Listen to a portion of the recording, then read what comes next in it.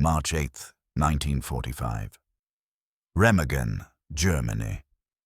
Oberfeldwebel Karl Heinz watches American infantry pour across the Ludendorff Bridge, the last intact bridge over the Rhine River.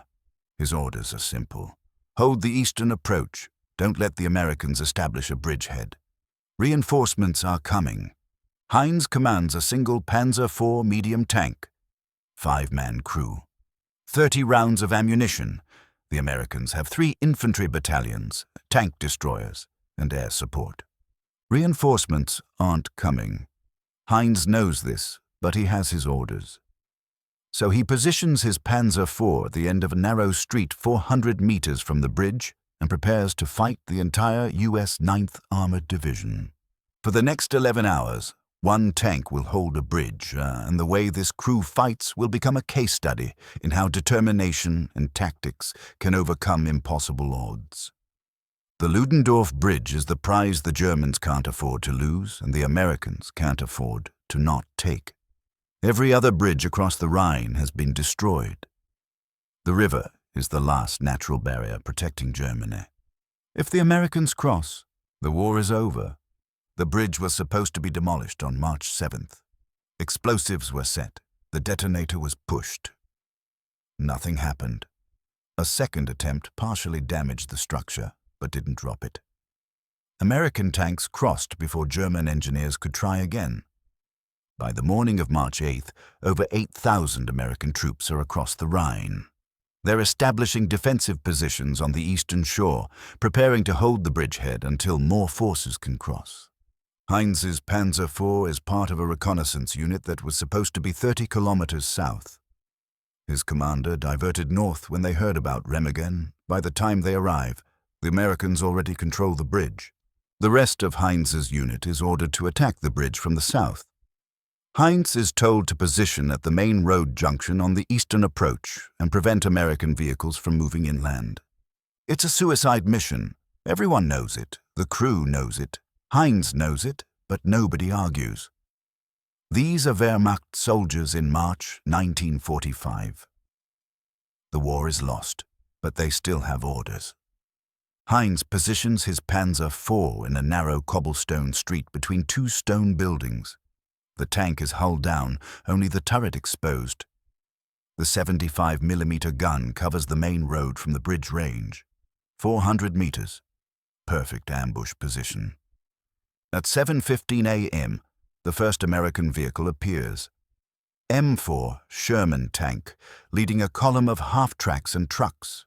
The Sherman commander is unbuttoned, standing in the turret hatch, confident they own this bridgehead.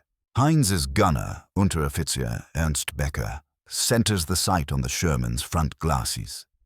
Range, 380 meters. He fires. The 75mm armor-piercing round hits the Sherman just below the turret ring penetrates. The Sherman explodes, turret flying 10 feet into the air. The column stops immediately. Vehicles are backing up, trying to find cover. American infantry is dismounting, spreading out. They're looking for the German tank but can't see it. The Panzer IV is in shadow, partially concealed by the buildings. Second shot. Becker targets a half-track. High explosive round. The half-track disintegrates, fuel tanks erupting. Survivors scatter. Now the Americans know where the Panzer is. They start returning fire. 150 caliber machine guns, 37mm guns from M8 armored cars.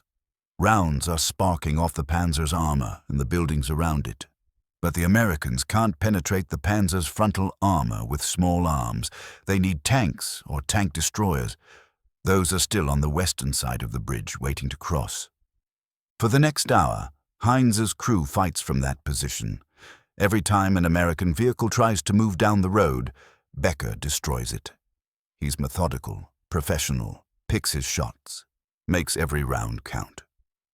By 9 a.m., 7 American vehicles are burning on the road. The column is completely stopped. Nobody's moving. The Americans have called up tank destroyers to deal with the Panzer. Heinz knows this. He can hear the radio traffic. American commanders are coordinating an attack. M10 tank destroyers are crossing the bridge. Once they get into position, the Panzer IV is dead. The M10's 76mm gun can penetrate the Panzer's armor at this range. Heinz orders his driver to reposition. They back out of the street, move 200 meters south to a different intersection, set up another ambush position Wayne tactic. Hull down, turret covering the road. At 9:30 a.m., an M10 tank destroyer rounds the corner where the Panzer IV used to be. The M10 commander is expecting to see the German tank. Instead, he sees an empty street and burning vehicles. He doesn't see Heinz's Panzer 200 meters to his flank. Becker fires. Side shot. The M10's armor is thin on the sides.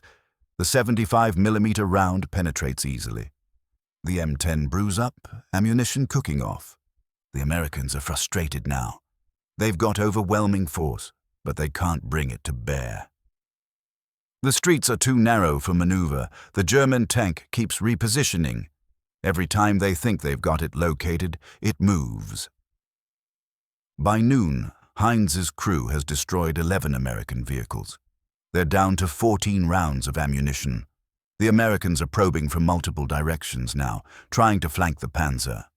Heinz makes another move, this time to a position behind a destroyed building. The Panzer is completely hidden. Only the gun barrel is visible, poking through the rubble. At 1 p.m., 3 M4 Shermans advance down the main road together. They're buttoned up, hatches closed, moving slowly, searching for the German tank. Becker waits until all three are in the kill zone. Fires at the lead tank. Hit. The Sherman stops, smoke pouring from the engine deck. The other two Shermans immediately back up, trying to escape. Becker fires again, hits the second Sherman in the track, immobilized. The crew bails out. The third Sherman escapes around a corner. The Americans bring up artillery. 105mm howitzers start dropping shells on the eastern approaches. They don't know exactly where the Panzer is, so they're saturating the area. Shells are landing all around Heinz's position. The concussions are deafening inside the tank. Shrapnel is pinging off the armor. A near miss buries the tank in rubble from a collapsed building wall. Heinz's driver clears the rubble with the tank's forward momentum. They reposition again, this time to a position overlooking the bridge itself. If the Americans want to keep crossing, they'll have to do it under fire from the Panzer's gun.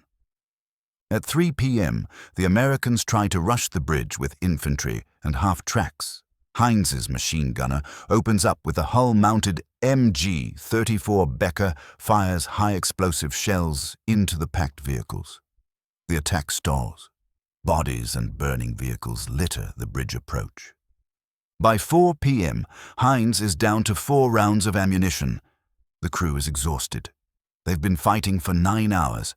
The Americans have brought up more tanks, M26 Pershings, the new heavy tanks with 90mm guns that can kill a Panzer IV from any angle. Heinz knows it's over. They can't win. But they've accomplished the mission. They've delayed the American advance for almost an entire day, bought time for German forces to establish defensive positions further east. At 5:45 p.m., an American P-47 Thunderbolt makes a strafing run. Rockets hit the building next to the Panzer. The structure collapses, burying the tank under tons of rubble. The crew bails out. They abandon the Panzer and escape through the ruins on foot. All 5 men survive the war. The Americans don't find the Panzer IV until the next day. When they excavate it, they count 14 direct hits on the armor. None penetrated. The tank is still operational. Here's why this matters. By March 1945, Germany has lost. The war is over in everything but name. But individual soldiers are still fighting, still following orders, still doing their jobs. Heinz's crew held that bridge approach not because they thought they could win the war. They held it because that was their mission. One tank, fighting smart, using terrain and tactics, can delay a division, not stop it, just delay it. That's all they were trying to do, and they succeeded. Karl Heinz survived the war, returned to his family's farm in Bavaria.